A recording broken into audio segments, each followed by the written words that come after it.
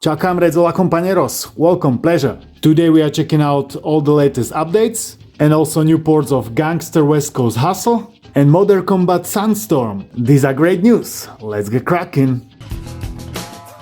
First is an update for Note 1 and 2, the platformer where you tilt the world. And now you can tilt it with the physical Vita buttons, which is great, cause it's so much easier to play it like that. And it's also so much easier to wrap my head around this mechanic. Thumbs up! Second update is for Baldur's Gate Dark Alliance. Great third-person hack and slash. The crash has been fixed during the ending cutscene after defeating the final boss. And also crash/freeze was fixed right before the loading screen when entering a new level. This was due to a memory leak from the loading screen thread.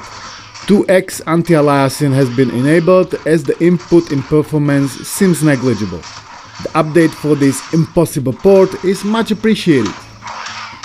Third update is for Abyss, homebrew third-person arena shooter originally made for Rayhan Homebrew Contest. It ended up there on second place and now it received a big update. Backup system is now online. Backups act as extra lives and you can have a max of 3. Wraiths has been added. These are enemies that killed you previously and they traverse the abyss until they get killed. Graphics have been optimized, there is a better catch, and bunch of new content have been added. 7 new sidearms, burst weapons, more gun parts, armors, and a bunch of other improvements and bug fixes. PS Vita received also a major update, 0.9. There were a lot of big improvements, a lot of games now run much better than before. I will be making a separate video for this one cause there is a lot to cover and I'm not cutting any corners, so stay tuned. And now we are moving on to new releases and to the new port of Gunman Clive. This is actually decent side-scrolling action platformer. It has unique sketch graphics and Wild West soundtrack. You shoot, you jump, you collect different power-ups, there are different type of enemies and you need to kill them. There are about 20 levels and every 5th one is a boss level. I was actually surprised by the quality of this game and also by the difficulty cause it's quite difficult. I was expecting much less judging by the screenshots cause I wasn't familiar with it at all, but it's actually a decent game. The port runs okay and it supports physical Vita buttons. It's an Android port, so for installation you need to provide your game files. Overall, solid port, definitely recommended to at least try out.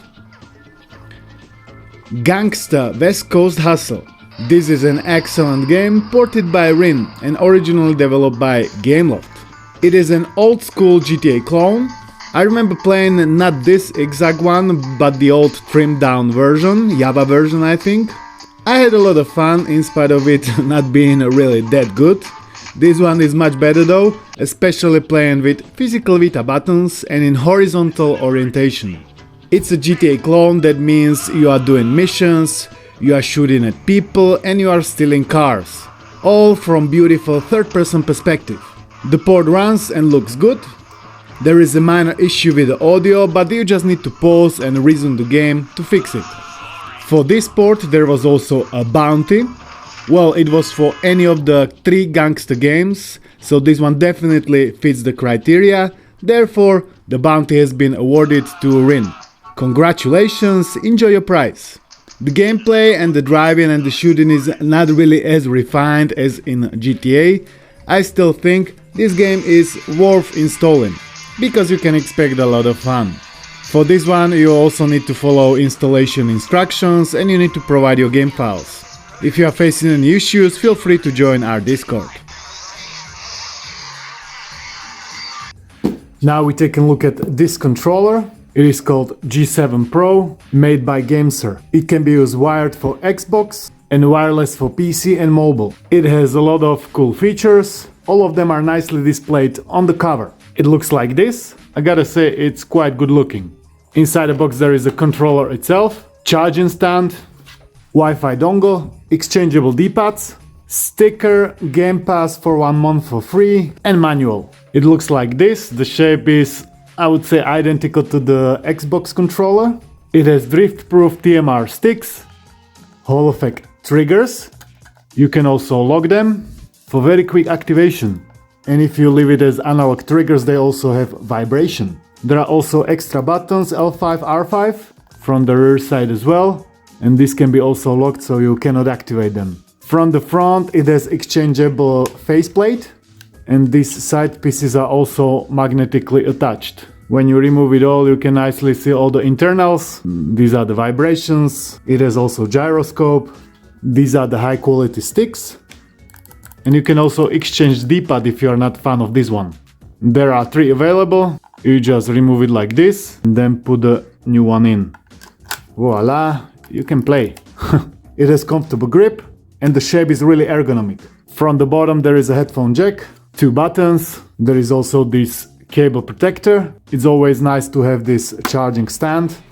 From the bottom you can also put this Wi-Fi dongle. This controller is really of a high quality. I've been playing with it Hollow Knight, so there's like a platformer. The D-pad with micro switches is really good to use. It's really precise. All the other buttons and triggers are also good quality. I've been also playing with first-person shooter to check out sticks and bumpers and triggers, and it all felt great. There are different colors available, some limited editions as well. If you are interested, link for it is down below. On the official Gamesir website, it costs 100 euros, but you can also find it cheaper on the AliExpress. And now let's get back to Vita stuff. Vita Screen Test is a new utility to help detect OLED burn-in and to test display quality. You got a bunch of patterns and colors to choose from, and also animated patterns with adjustable speed. Party Hard is a new Vita port. It is still work in progress. There are some issues like occasional crashes, loading times are quite long, game has lag spikes, cops are slower, and there are fewer NPCs for almost every level. I've been playing it for a while and I get killed quite a few times. I could feel the frame rate going down. I hope the developer will keep working on it, because there is some potential in here. Okay, now the grand finale, new port of Modern Combat 1 Sandstorm, oh yeah. Another old school gameloft gem. It is a first-person shooter which was again reborn, revived on the Vita, with physical control supported, with trophies supported, and with unlocked frame rate. This is a great feature because originally the game was capped at 25 FPS, and now it runs much faster. It is not stable frame rate, so of course you can choose to have it at 25 or unlocked. I've tried both and I prefer unlocked. All of my footage is with unlocked frame rate. We have already received Modern Combat 3 Fallen Nation before, and now even first part is available. I'm a huge fan of this series. It's again like a knockoff of Modern Warfare, I believe. Gameloft had knockoffs for every successful game series. They were really good at it. In the options you can also choose from a bunch of languages, Italian, French, German, Spanish, etc. There is also auto aim toggle. I had it switched on and I think it's okay to play like that. Because it wasn't a strong auto aim, enemies were still able to kill me pretty easily when I was just running and gunning. I had to actually be careful, even on normal difficulty. Stick sensitivity can be also adjusted in the settings in case you want to have it more or less sensitive.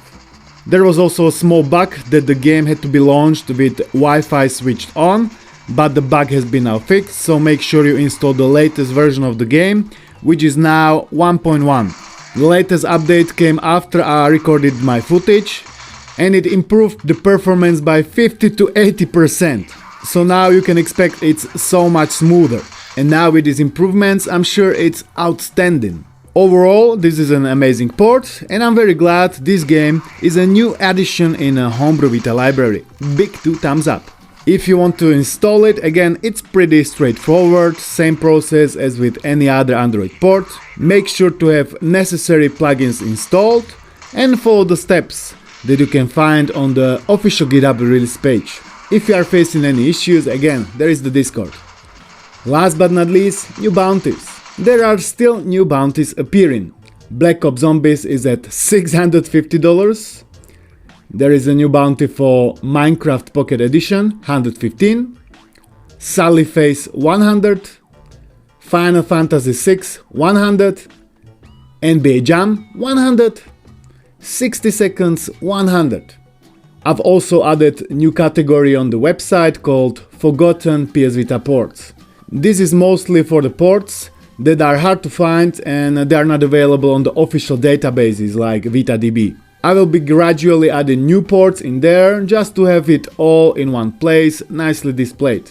Many of these are finished, but many are also just a proof of concepts. Feel free to check it out. That's it for this week. I'm really amazed how 2026 started, Baldur's Gate Dark Alliance, and now even Modern Combat. Things are looking great. If you've missed the top 2025 ports and homebrews recapitulation, watch it right here. And there were even new ports of Doom 1 and 2 RPG and Wolfenstein RPG. I released video about it on the second channel. I would like to thank you all for watching. If you enjoyed it, give it a thumbs up, support the channel, join, become a Patreon. This way I would like to send huge thanks to all already existing supporters. You are the best. I appreciate it a lot. And I'll see you in the next one. Peace.